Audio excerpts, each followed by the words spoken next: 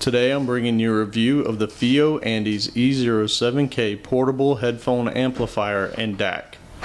So here we go with the unboxing. I had to pack this back up because I got excited when I got it and pulled it all out of the box, so I had to cram it all back in there. Here we are. Decent looking box, nothing all that exciting. Let's see what's inside. So it comes with 3.5mm jumper cable for hooking up to a phone or whatever, and then your standard mini to regular USB cable. Comes with a couple of rubber bands to connect your amplifier to your portable media player. 2 of those, and they are pretty strong. They'll keep them intact. And it also comes with some bumper pads to put on the bottom of the device if you want to use it on your desktop. And here it comes with 2 screen protectors, so if you want to put those on there, keep your thing safe. And your manual. It does a pretty decent job. There's some broken English in it, but you'll be able to figure out what you need to do. And if you stick with me for this video, you'll really know. There's your pouch, nice little touch on it. Let's pull out the star of the show here, the Fiio Andes E17K. As you can see, it actually comes with a nice little silicone cover. I'm a fan of that. That's sweet. Keep your device in good shape. And comes with a screen protector on there. So let's take a quick look at the overall build and design. Here on the bottom you have an auxiliary port, the dock port, and a mini USB port. That dock port's for connecting to the E09K desktop headphone amplifier. And on the side you got your volume up, your volume down, your menu button, and your power or menu exit button. And on the top here, you'll see that you actually have 2 headphone output jacks, which is nice if you want to hook up and let 2 people listen at the same time. Over on the side, you have the low bypass and the hold. The low bypass is used in conjunction with the E09K so that you can basically bypass the volume and the equalizer settings built into the Andes. And you can just use the Andes as a dock, and the hold is so that if you hit a button, it won't go changing your device on and off. So now let's look at the fit and finish of this thing. As you can see, they've got a brushed metal look to the entire device, from the sides all the way around to the back. As with the E17 and the E10, they just do a beautiful job building these devices. I mean, it's just a lovely job. You got the rounded corners, the beveled edges on the front next to the glass, and the glass on the entire front, it's a nice look. So they put a lot of effort into making these look nice. So here we go. The question I'm going to get is versus the Fiio Andes or the E17. So Andes on the left, the E17 on the right. Let's go over a few of the features that these two have in common. On the bottom of the Andes, you've got the auxiliary input jack and you've got the USB, which is used for your DAC or your charging. On the top of the device, as I showed a second ago, you have 2 headphone output jacks, and then your controls on the side. Now with the E17, you have the same auxiliary port on the bottom and the same mini USB charging / DAC interface. Now here's where this differs. On the top of the E17, you have a digital input so that you can use this with an optical input, a coaxial input, so if you want to hook it up to a PS3 or a receiver or something like that, you have some additional leeway to hook this thing up to basically anything, an optical out on your computer or whatever.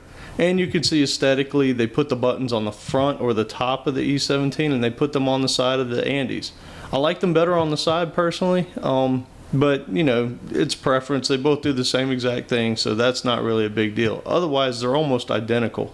Same finish, same beveled edges, same round looks. So now, one thing to get into here, I'm going to crank them both up.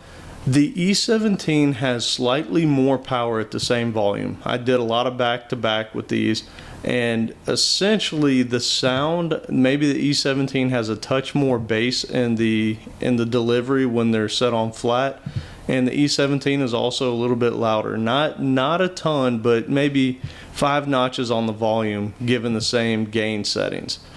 And here I'm going to step through the menu system on both, that you can see how close these things really are to each other. I mean, they've basically got the identical menuing systems.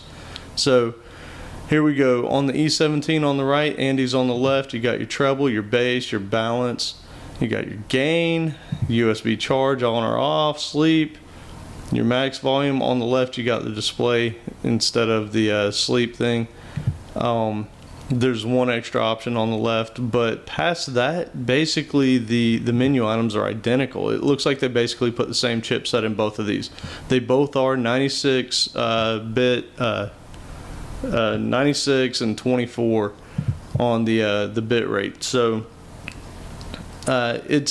I mean, as you can see, they're pretty much identical. It boils down to that SP-Diff input on the top.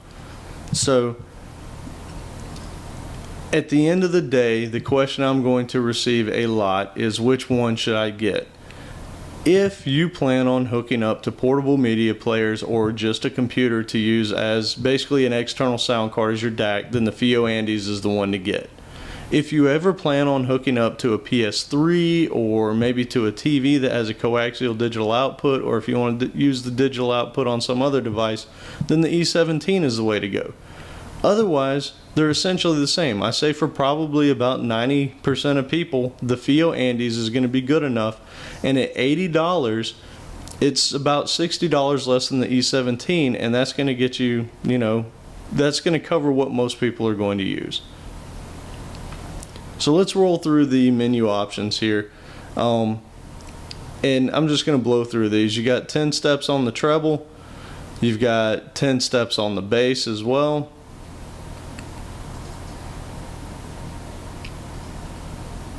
On your balance, you can do your left and right.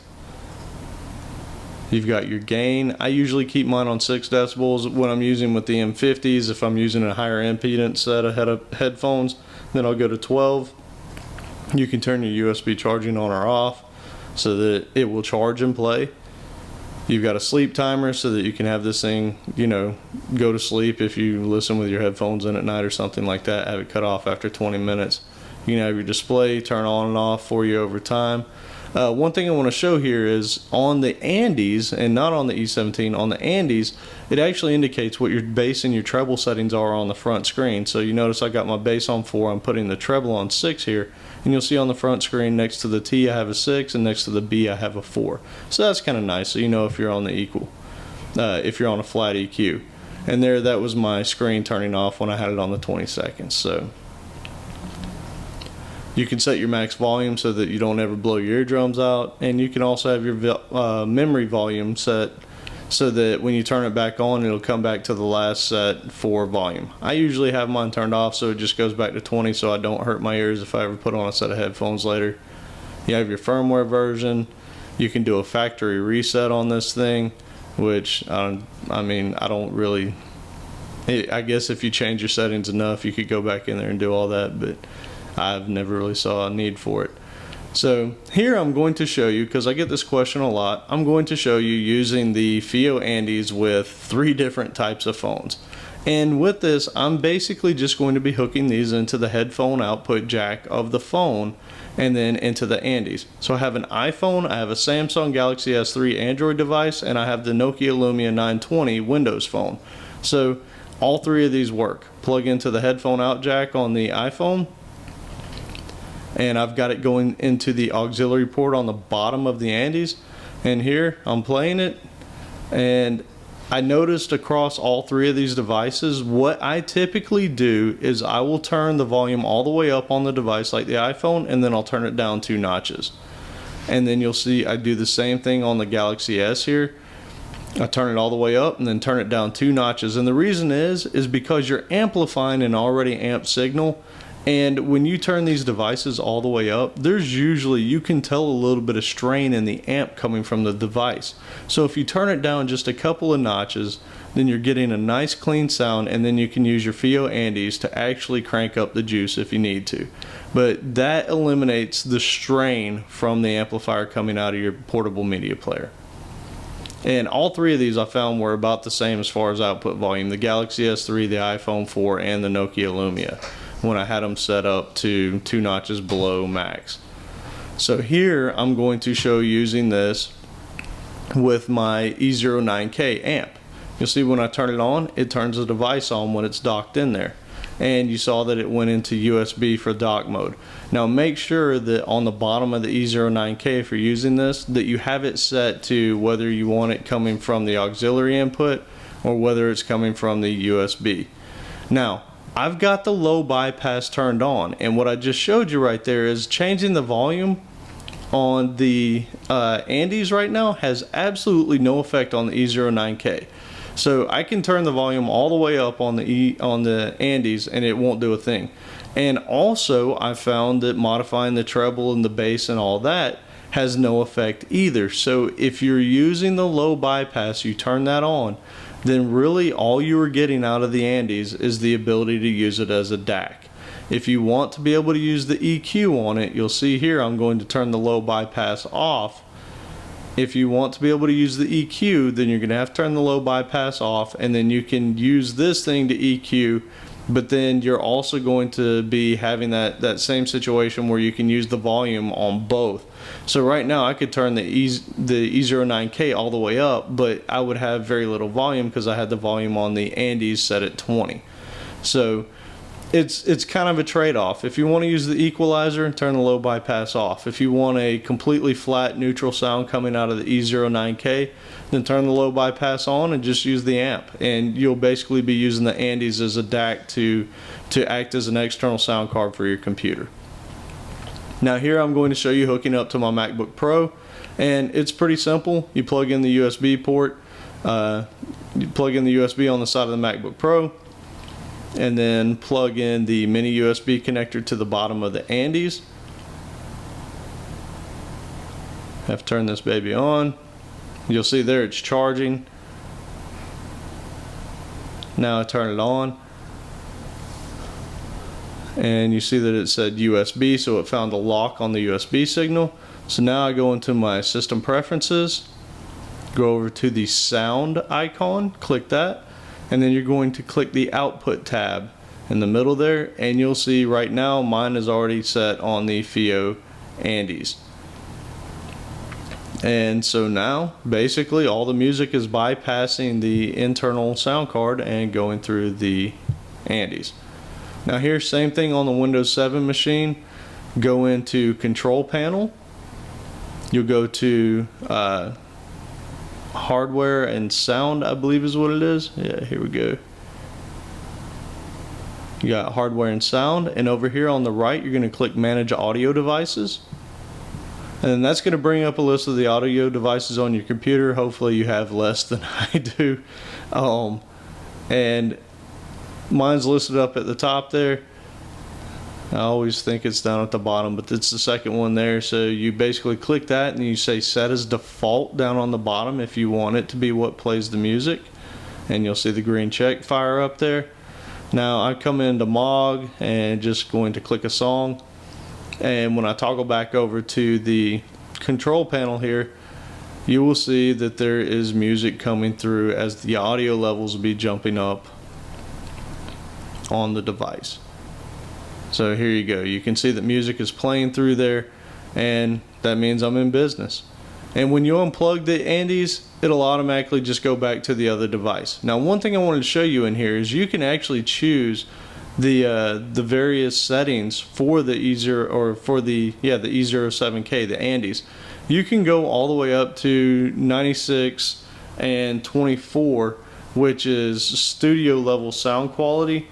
So there's a ton of settings that you can do for these things, and you can play around with it as much as you want. I mean, there's absolutely nothing wrong with that.